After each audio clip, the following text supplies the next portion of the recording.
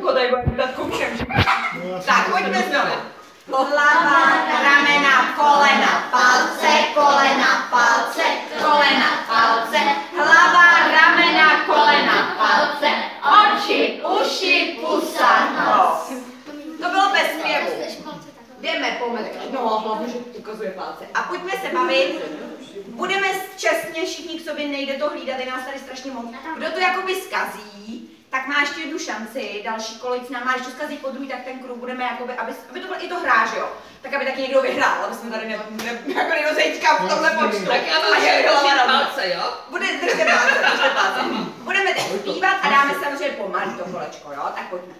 Hlava, ramena, kolena, palce, kolena, palce, kolena, palce, hlava, ramena, kolena, palce, oči, uši, pusa, nos. Tak, kdo to splet ruku nahoru? Máte tu druhou šanci. Takže se takhle vysvětlí kazíš. Takhle se vždycky přiznáme. Hlava, ramena, kolena, palce, kolena, palce, kolena, palce, hlava, ramena, kolena, palce, oči, uši, pusa, nos.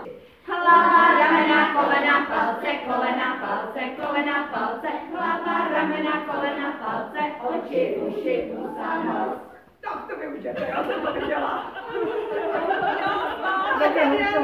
Ramena, kolena, palce, kolena, palce, kolena, palce, hlava, ramena, kolena, palce, oči, uši, pusa, nos.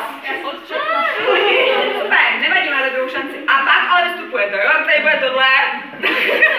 Tak se vyšlo.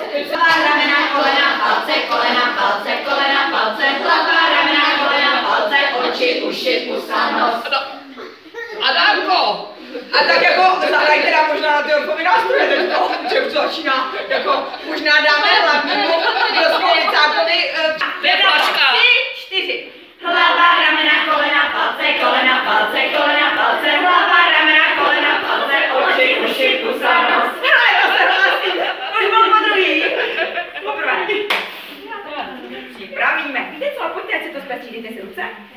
A každý 2 kroky vlevo. 1. Vlevo,